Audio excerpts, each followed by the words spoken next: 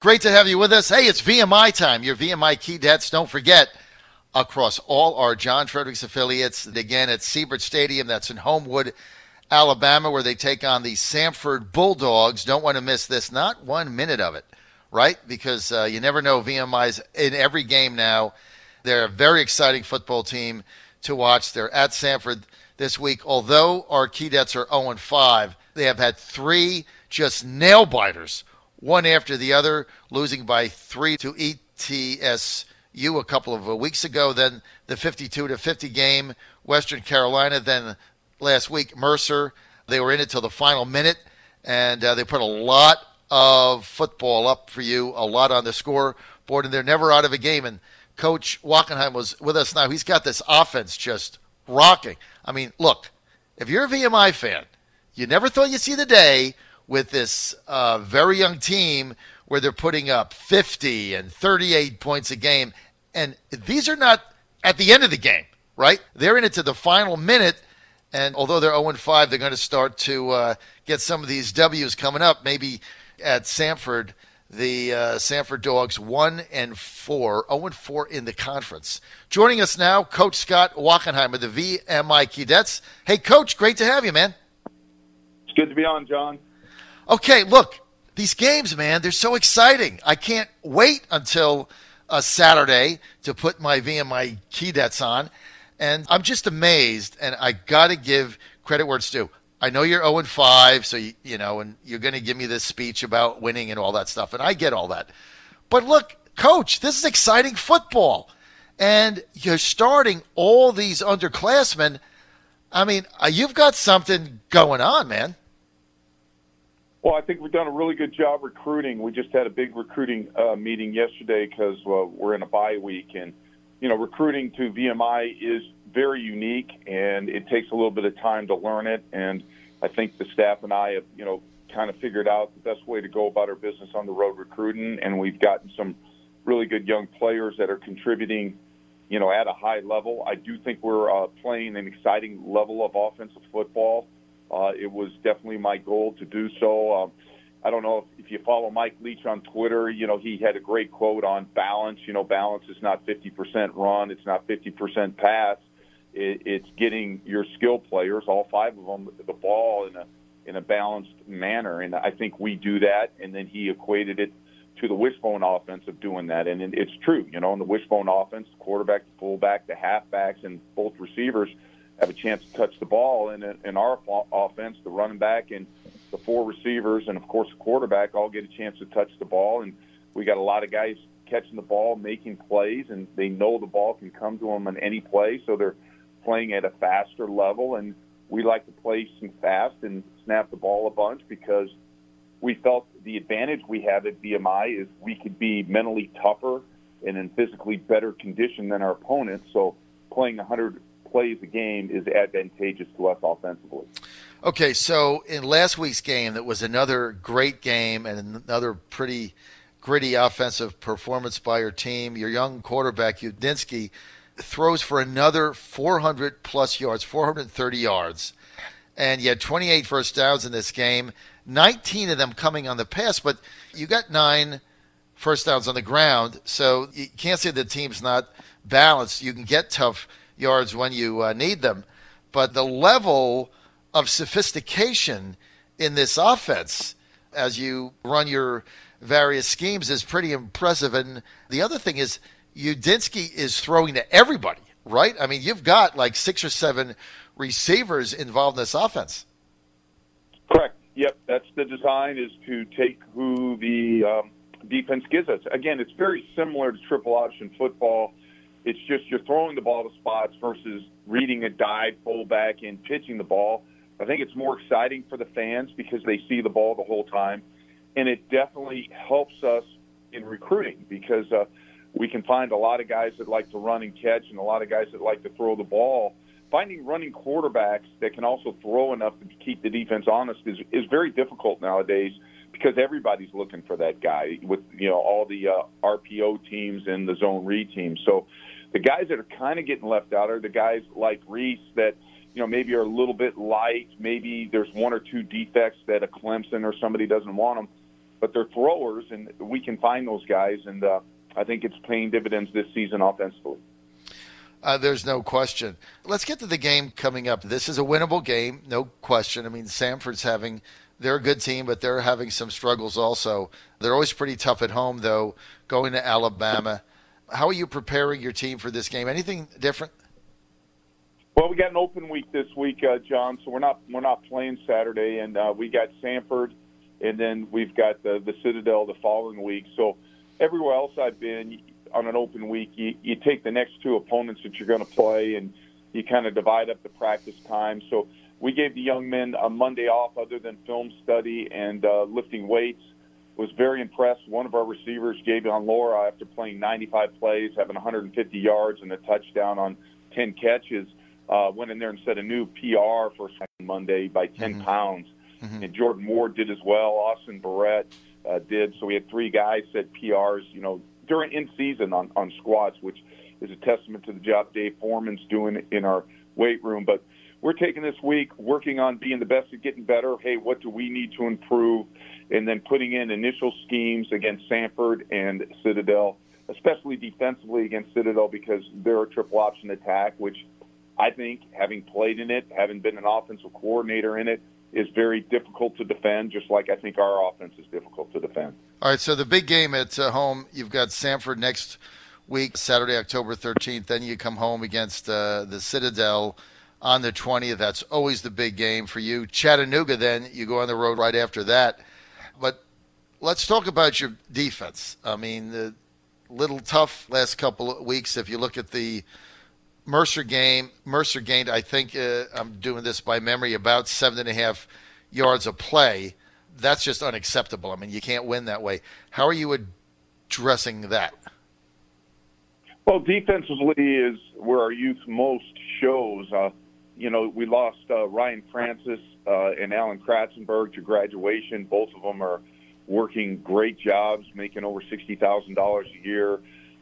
Alan's in Richmond, and Ryan's in Roanoke, both working. Seen both young men, very impressed with them. But we got to replace them, and replace them with Elliott Brewster, who's a wily redshirt sophomore, and he gets better each and every week. I thought he played his best game against Mercer, and then Devin Carper is the older guy that's been starting, and then we had been backing him up with Liam Coughlin, and Liam is battling an injury right now and hadn't played the last two games. And then Devin got hurt the third play of the Mercer game and tried to fight through it. And so, Brett Howell came in the game, another true freshman at linebacker. So our youth shows up there, and it takes longer to learn how to play defense than offense, because on defense you're responding to what you see versus dictating, what you're doing offensively. Also at outside linebacker, Brian Lipscomb graduated and is now playing for the University of Kansas on scholarship. So we're replacing him out there at outside linebacker with Tyan Coyd and Amani Bay playing the buck position for us. And, Tyan and Amani are both true sophomores that played sparingly last year. And they're sharpening their teeth as they go. They're just young puppies, trying to get better. And then, really we've got great play out of our spur, Uzoma Padua, really one of the best performers, biggest surprises. He's a senior, really playing good football for us out at its spur, and been impressed with the leadership he's provided. And, Mercer's a very talented team. They've got two really gifted running backs, and they did a good job running the ball on us. And, we're a defense that we got to have everybody filling the right gaps, doing their job. And when we do that, we play very well on defense. When we don't, we give up some plays. So, again, we're just constantly encouraging our guys. We're showing them, there was 30 clips from the Mercer game where we played outstanding defense. So we show them that, hey, this is how we play when everybody's doing the right thing. And then we correct the things. Hey, the one guy that maybe made a mistake in a couple other defenses, we correct them and say, now, look, what's your responsibility? What do you need to do? Okay, you see that? Good. Okay, the next time this happens, we'll be in good shape. But I like the attitude of our defense. They run to the football. We got some great young talent. I mean, A.J. Smith is exceptional as our safety. He's a heck of a player. Ethan Castleberry, a true freshman back there, again, just shows great promise. Colin Loftus is tied for the league lead in interceptions with 3 at corner. And, Colin's a redshirt freshman. Ethan's a true freshman. And A.J. Smith's a true sophomore in the back end. And, Warren Dabney, our starting nose guard's a true freshman. Those guys are all giving us quality snaps. And I believe our defense will just improve as the season goes on. We're with head coach Scott Wachenheim of the VMI Keydette football team. VMI 0-5. They have a bye week this week. They'll be at Samford Saturday, 3 p.m. Eastern time, because those times are always subject to change with ESPN and other things going on. That Saturday, October 13th. And then you want to buy tickets for their home game, the Citadel, which is coming up on Saturday, October 20th. That is a 1:30 p.m. game in Lexington. That's the game you want to be at. That is the big game. I just got to ask you two more questions, Coach Wack. One is, did you ever think you'd be coaching a football team averaging 100 offensive plays a game? I mean, really? In the off season, I did. I mean, not prior to the off season. So again, after being here at VMI for 3 years and having the season last year, the first thing as the season ended, I said, "Hey, how am I going to get better as a head coach?" And right. So in order to get better as a head coach, I believed I needed to work on emotional intelligence. So for myself, I've invested a lot of time and energy in emotional intelligence. And then I looked at, hey, I thought we had a pretty good defensive system, and I still believe we do. As a matter of fact, I know we do. We have the right system for VMI football, and we just got to mature the young kids that have filled in the roles of some of the best players that have played here in the history of VMI defense. And so we're working to do that. But offensively, I didn't feel like the first 3 years here that we had the right answers. For year 1 and 2, we tried the RPO schemes, and the first year we had success because we were, it was new to the conference. But then as everybody adopted that, we just became like everybody else. And then, year 3, we tried to go to the Pittsburgh deal with the motions and the sweeps and the jet sweeps and the fly sweeps and off, and we just proved that it didn't fit our personnel. I mean, we learned that pretty quick into the season that year.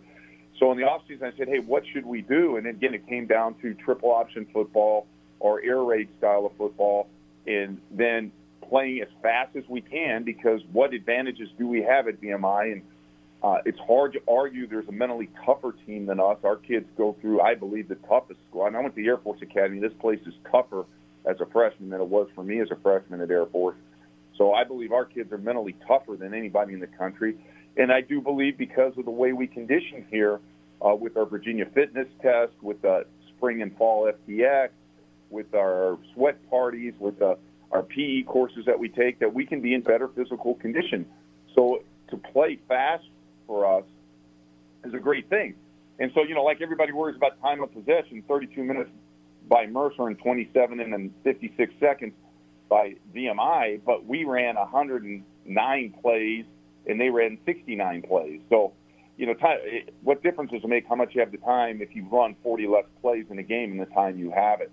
So I just think it fits our style of offense, and I think it's borne out the last 2 games. The first 3 games we were still, our guys were still working on the little things of executing. But, again, in the last 2 games, they've executed well. But I'll tell you this, as we watch the film offensively, as good and exciting as we are, we're leaving some yards and points on the field that we need to fix and get better at, and our kids are excited about doing that. I could only think that it would be a lot more fun recruiting when you have an exciting team like this. And like you say, you're taking advantage of your mental toughness, the preparation, speed, which is easier sometimes to get right now than size. But I got to tell you, it's exciting for a fan. And I'm a fan, right? For a fan, what you've got going on right now, Coach, is pretty special. It is exciting football. I can't wait for kickoff on Saturday because I know I'm going to have fun. And so from just a football fan and a fan of VMI, it's great. Now, I just got to get to one other thing, and I don't want to eat up all your time here, but you mentioned something that was interesting to me. You just said that you spent a long time in the offseason evaluating what you called emotional intelligence. Can you elaborate on that, please, Coach? Yeah, there's several styles of leadership, and you there, Coach? There's different ways to lead, and as I studied it, I studied my leadership style. So the first thing about emotional intelligence is being self-aware. So I talked to two of my best friends. I watched all the bowl games after the season. I watched the way the coaches, but instead of watching the games like a fan, I watched head coaches, how they conducted themselves, how they responded to positive situations and adverse situations, how their response affected their team. And, there was a guy named Peter Shinnick, who's the head coach at the University of West Florida. We were graduate assistants together at the University of Arkansas in 1989. And I just liked the way he handled himself on the sideline. And so I called him and talked with him. And he led me to another friend of mine, Victor Santa Cruz, who is at Azusa Pacific. And Victor is very into emotional intelligence, got a doctorate in it. And there's a guy named Pat Inversaccio who runs a company, Iron Coaches LLC. And, so I got with Pat and did a self-awareness test and, also got input from people that work for me or with me and got, input on what they saw me as, compared the two, and then worked on what I need to work at and what style of leadership would be most effective at a place like the VMI.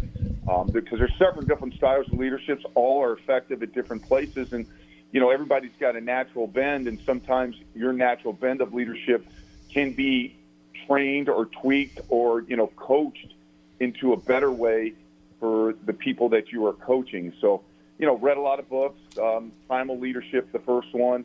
And I actually had an alumni, he didn't give his name, so I couldn't send him a thank you, send me two other books that I've read on emotional intelligence, plus other reading and articles. And I've been working with Pat on my own to improve myself as a head coach, how I respond to my assistants if they, give me a suggestion or something, how I respond to players making a mistake, and the ultimate way to do that based on my personality and theirs. I tell you what, that is a fascinating way to look at things, and obviously you're having success with it. Coach Scott Wachenheim, head coach, VMI Keydets football. My Keydets, they get a week off this week, then they go to Samford, and boy, I'm looking forward to that game, then home against the Citadel. Always great to have you, man. Great to have you Great to talk with us. With you, John.